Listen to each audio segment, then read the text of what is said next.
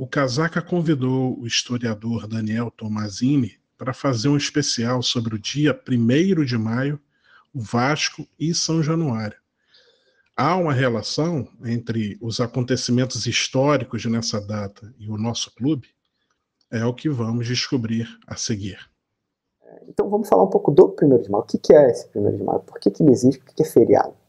Pois bem, Dia Mundial do Trabalhador, que muita gente insiste em chamar de trabalho, por um motivo que nós chegaremos lá, ele surge em homenagem a uma luta, a uma greve de trabalhadores em Chicago, que é conhecido como a Revolta de Haymarket. Essa revolta em Chicago, que ocorre em 1º de maio de 1886, tinha como principal pauta a redução da carga horária de 13 horas diárias para 8 horas. Hoje todo mundo acha mais ou menos normal trabalhar 8 horas. Porém, a maioria das jornadas de trabalho superavam 12 horas, facilmente, no mundo inteiro. Esse movimento foi extremamente massacrado, a polícia foi acionada, encheram de pancadas os trabalhadores, prenderam centenas deles, mataram vários e não conseguiram silenciar os trabalhadores. O movimento trabalhista não só nos Estados Unidos, mas na Europa, no ano seguinte, os homenagearam fazendo um movimento 1º de maio de 1987. No ano seguinte, idem, ou mais movimentos, até que em 1889, em Paris, durante o congresso que fundou a Segunda Internacional, a Internacional Socialista, conduzido por Frederick Engels, o maior parceiro ali de Karl Marx, que à época já estava morto, eles fundaram a Segunda Internacional, a Internacional Socialista, como ficou conhecida. Nas discussões da Internacional, eles aprovaram a criação do 1º de maio, enquanto um movimento internacional de trabalhadores, ou seja, todo 1º de maio, os partidos da Internacional Socialista convocariam os trabalhadores a fazer um dia de greve. E eles iriam atuar junto com os sindicatos, com os movimentos de trabalhadores nos países, para fazer uma greve forte, e seria uma greve internacional, uma greve mundial. Pois bem, isso foi ocorrendo, passou-se a ter sempre. Cada 1º de maio existia mais luta, mais confronto, era briga, era greve, quebradeira, pancadaria, prisão, mortes, mas se conquistavam coisas. Vários dos direitos trabalhistas, várias das melhorias das condições de trabalho, que ao final do século XIX eram terríveis, horríveis. Era um decreto de morte ser trabalhador industrial nessa época. Trabalhador do campo, idem, mesma coisa, era trabalho infantil, as mulheres ganhavam muito pouco, eram extremamente assediadas, maltratadas de tudo que é tipo nessas indústrias. E o 1º de maio foi fundamental para a conquista de direitos. Com o passar do tempo, os governos viram que isso não estava legal, porque atrapalhava muito. Então o que eles pensaram? Já que a gente não consegue impedir os trabalhadores de fazerem greve no 1º de maio, vamos acabar com a greve na raiz, não tendo trabalho. Então criou-se feriados. Simplesmente, se tem um feriado, você não consegue fazer greve. Você está no feriado, você está em casa. E foi isso que eles fizeram. Em 1924, no governo de Arthur Bernardes, o Brasil decretou o feriado nacional, mas chamou de Dia do Trabalho, não do trabalhador. Por quê? Porque existia uma lógica de tentar conciliar capital, os empregadores, e trabalho, os empregados, numa grande festa cívica com o Estado amparando tudo isso. Essa é a ideia aqui do que vai ocorrer ao longo dessas décadas de 20, 30 e 40 do século XX. A década de 1940, inclusive, é onde ocorrem as festividades do 1º de maio em São Januário. Mas antes de a gente falar desses 1º de maio em São Januário, no estádio Vasco da Gama, esse é o nome oficial do nosso estádio, vale a pena a gente falar que o nosso estádio já tinha sido utilizado anteriormente por Vargas em outras festividades. Em 1935, antes do Estado Novo ainda, no governo constitucionalista, né, do Vargas, já o segundo momento desse período Vargas, patrocinado pelo ministro da Educação, o senhor Gustavo Capanema, ele promove o primeiro Encontro Nacional de Educação, que ocorre em São Januário, reúne milhares de pessoas. O próprio presidente Getúlio Vargas esteve presente. Depois, já com o Estado Novo, em 1937, ocorrerão outras festividades lá. Por exemplo, em 1940, o maestro Heitor Villa-Lobos faz uma série de corais reunindo 40 mil pessoas. E também houve desfiles da escola de samba, como 1943 e 1945, dentro de São Januário. Não foi na Avenida Central, depois Avenida Rio Branco, né? Não foi no Sambódromo, que não existia, foi em São Januário. Um outro parêntese, antes de a gente entrar em 1º de maio, é que o governo Vargas, ele começa em 1930 com o governo provisório, há uma revolta, né? E a tomada do poder em 1930, fica até 1934 como governo provisório, não havia Constituição, houve uma revolta, os paulistas, né, se revoltaram em 1932, mas foram derrotados, foi guerra civil mesmo, e aí em 1934 tem a Constituição, que dura até 1937. Entre 1937 há um novo golpe, Vargas dá um alto golpe, digamos assim, e institui o Estado Novo, muito inspirado no que estava acontecendo em Portugal. Nessa mesma época, Salazar tinha lá o Estado Novo. Mas isso, a questão política fica por outro momento, e aí o Estado Novo dura de 1937 até 1945. O Estádio Vasco da Gama era o maior palco da época. No Brasil não existia outro palco desportivo, para nada que tivesse essa coisa. E ele estava inserido em uma área fora da nobreza. Não estava no centro da cidade, apesar de estar bem próximo do centro da cidade, mas era zona norte, não era zona sul, não era centro. Ele dialogava muito com a população, a maioria da população da sua cidade, da capital federal. Portanto, dialogava muito com o que era a sociedade brasileira. Ele era frequentado por uma parte importante da sociedade brasileira, que eram trabalhadores, pretos, pobres, mulheres, que viviam do seu trabalho. Não viviam de renda, não viviam do trabalho dos outros, né?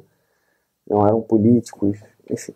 Então, fazer cerimônias em São Januário, tu não estava aproveitando só um estádio lindíssimo, grande, cabiam 40 mil pessoas, como você também estava dialogando com uma parcela importante, a maioria da sociedade brasileira.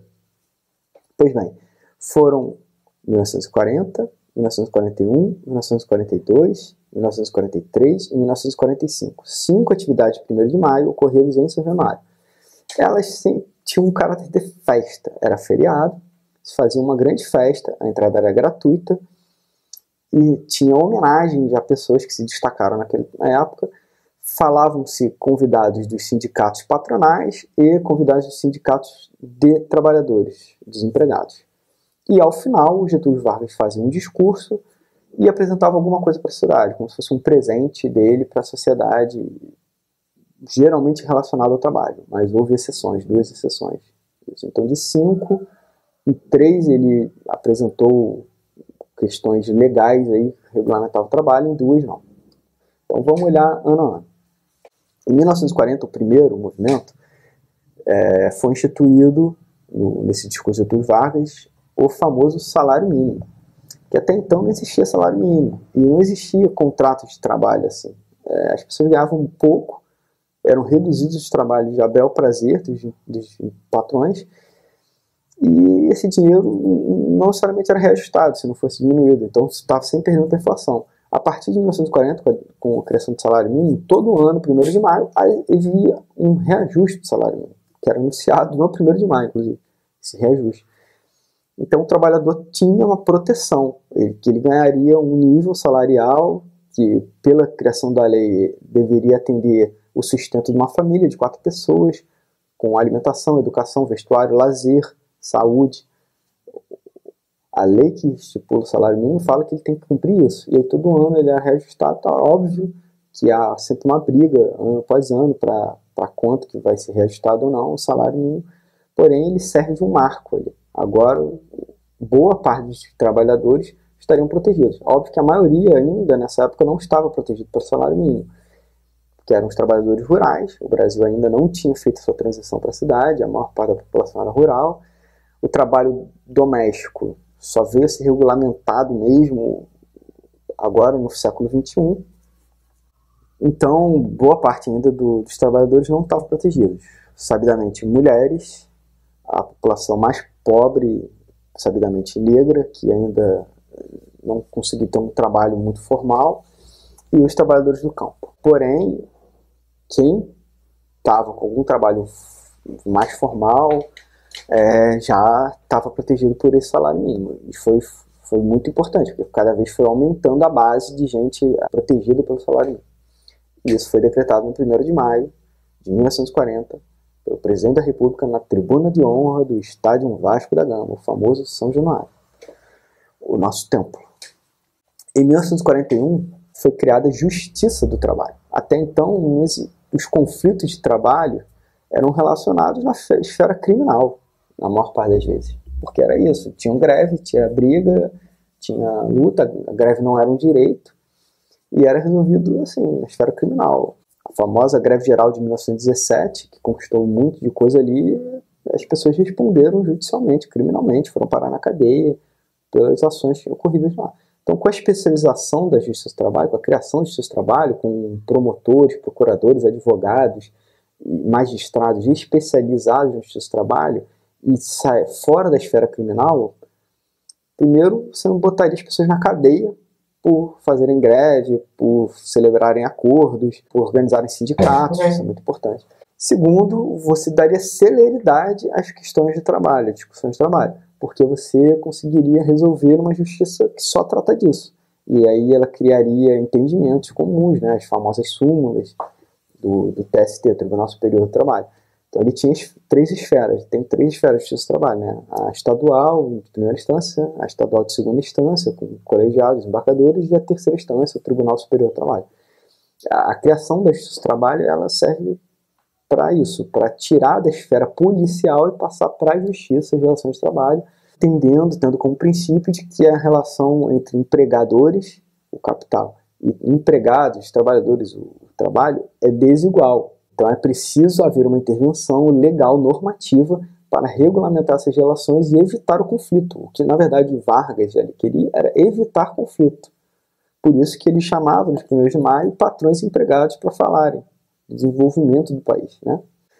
Em 1942, ela já foge um pouco dessa curva, porque o Brasil estava na guerra, tinha entrado para a Segunda Guerra Mundial, criou-se a Companhia Siderúrgica Nacional, então Vargas convoca as Forças Armadas para discursarem, para apresentarem, para desfilarem, para serem enaltecidas. O Brasil estava enviando ali a FEB, né, a Força Expedicionária Brasileira, para a Itália, para lutar na Segunda Guerra Mundial. E a Companhia Siderúrgica Nacional, com seus trabalhadores, ela representava a industrialização brasileira, né? Um segundo período de industrialização brasileira. O Brasil tinha passado já por um processo de industrialização anteriormente, que era de substituição de exportações, especialmente durante a Primeira Guerra Mundial, mas nada que tinha ainda elevado a potência brasileira. Com a criação da CSN, o Brasil entrava para a indústria pesada, e aí ela podia fazer bens de capital a partir da indústria metalúrgica. Ela foi muito, muito importante para o desenvolvimento industrial brasileiro, e ela estava estrategicamente colocada em Volta Redonda, que estava entre Rio de Janeiro e São Paulo, e próximo ainda de Belo Horizonte. Em 1943, talvez o mais importante de todas essas atuações de 1º de maio foi a criação da CLT, a consolidação das leis de trabalho. Muita gente não sabe, mas a CLT ela não criou leis de trabalho ali, ela consolidou um espectro enorme de leis, decretos, medidas provisórias, uma série de coisas que relacionavam a legislação trabalhista.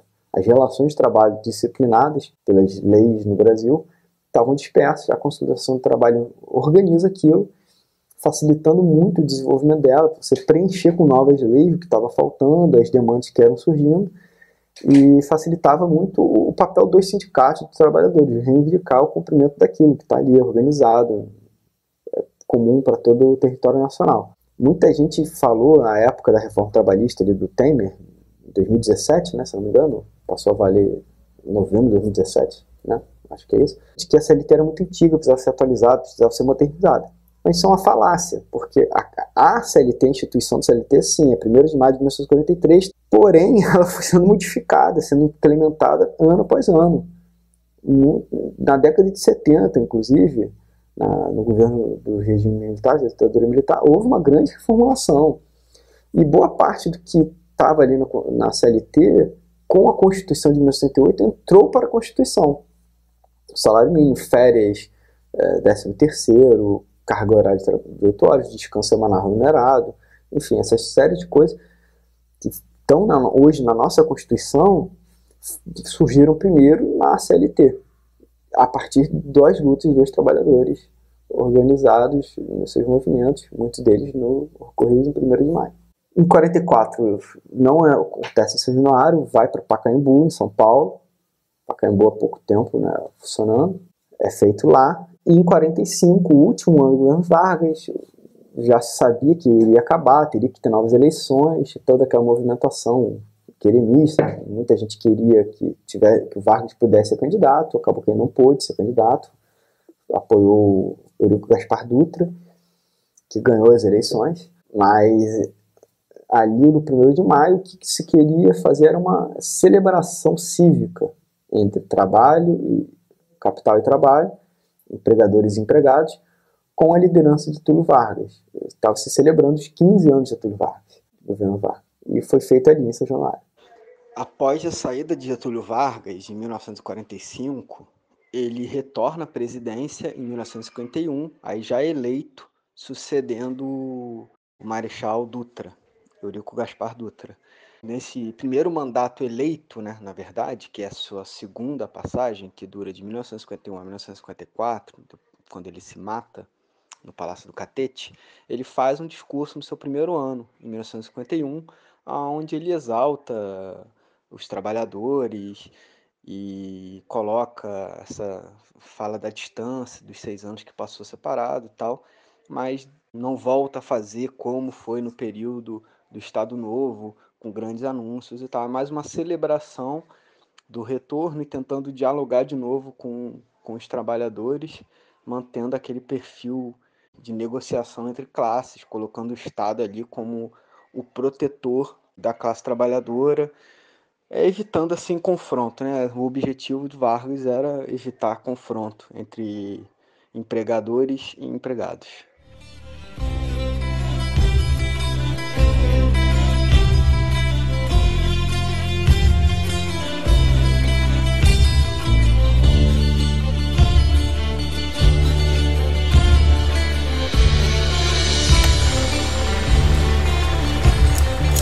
Trabalhadores do Brasil, para dizer que voltei, a fim de defender os interesses mais legítimos do povo e promover as medidas indispensáveis ao bem-estar dos trabalhadores.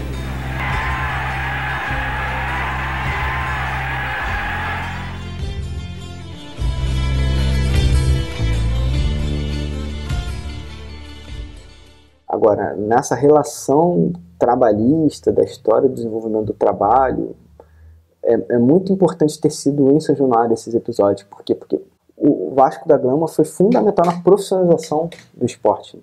Até então, o esporte era de gente da elite. Era o esporte amador, ou seja, ninguém recebia para isso, só podia jogar bola com desempenho, treinar todo dia, viajar para disputar os campeonatos, quem conseguia se bancar, quem tinha renda, que não dependesse do trabalho. O trabalhador não conseguia. Então o Vasco da Gama foi fundamental, porque os seus sócios, alguns dos seus sócios que tinham seus negócios, contratavam atletas, botavam como empregados, mas na verdade eles não trabalhavam na mercearia, na padaria, no que for. Eles tinham que treinar.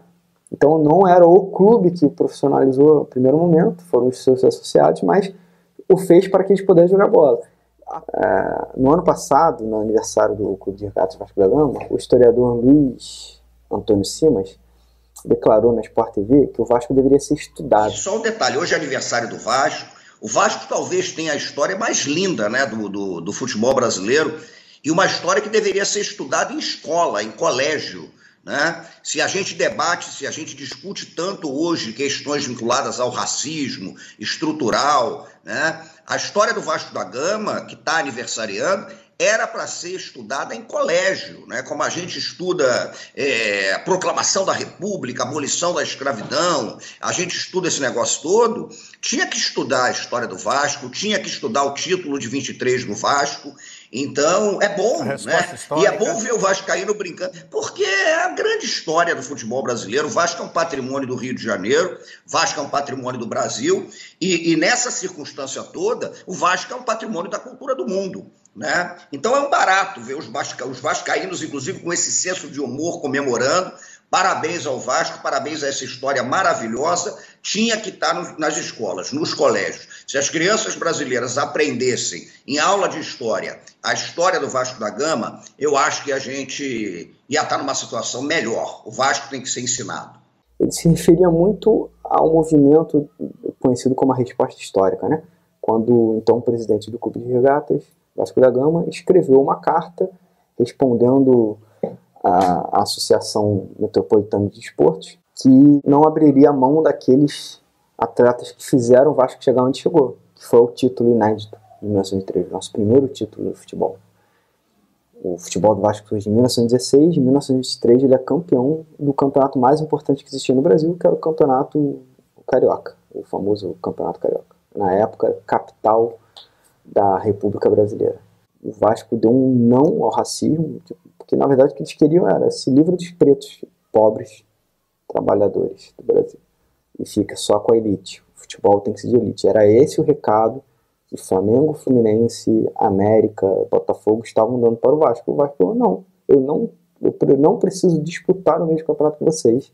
Eu não vou abrir mão dos meus atletas. E o Vasco fez um sucesso tremendo no ano seguinte, em 1924, ganhou de novo o campeonato. Eles tiveram que se render e deixaram o Vasco participar se tivesse um estádio. E ele foi lá e construiu o São Januário, que ficou pronto em 21 de abril de 1927.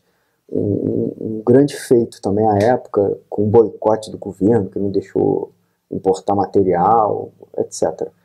O Vasco não era rico, fez uma campanha entre os torcedores, vendeu debêntures, digamos assim, e construiu seu estádio. Então, além deste episódio, que foi marcante, que foi logo no início do Clube de Regatas Vasco da Gama, tem a ver com o seu primeiro título, tem a ver numa época que o futebol ainda era extremamente elitizado, e vem um clube da Zona Norte. O Vasco da Gama ele foi fundamental nesse processo de profissionalização dos atletas, do esporte, do futebol, e da luta contra o racismo. Após os episódios ali de 23, 24, que culminou na criação do São Januário 27, veio todo o movimento de se profissionalizar mesmo. E aí sim, acabou-se aquilo de não poder mais ter profissionais. E aí os clubes puderam, de fato, contratar atletas, pagar eles para ter um maior desempenho. Se por um lado o esporte amador perde com isso, no sentido de que ficou cada vez mais difícil as pessoas atuarem nos seus clubes de paixão como atletas, por outro, a qualidade do desporto aumentou muito e esses clubes, pelo menos o Clube de Regatas Vasco da Gama, sempre teve um processo de integração, né, com a sua comunidade, seus associados que participavam dos esportes, organizou diversas atividades amadoras, mas manteve a profissionalização e colocou milhares de pessoas para atuar, gente que sem seu esporte profissional nunca poderia ter surgido, como Marta, como Pelé. Por exemplo, Romário, Edmundo, Roberto Dinamite, essas pessoas nunca teriam sido atletas se não fosse a profissionalização, se não tivessem encontrado no Clube de Regatas Vasco da Gama um espaço para o seu desenvolvimento quanto atleta. Então acho que a gente tem que ter muito, muito orgulho do clube que a gente ama, que a gente defende, essa bandeira, essa cruz que a gente carrega no peito, porque ninguém tem essa história. Só nós temos.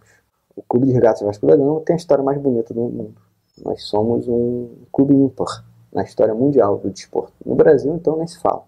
No Rio de Janeiro, então tenhamos aí um 1º de maio consciente da importância da luta dos trabalhadores e da importância que São Januário e o Clube de Regatas Vasco da Gama tem para essa luta, esse tributo que o Vasco paga aos trabalhadores do Brasil. Casaca.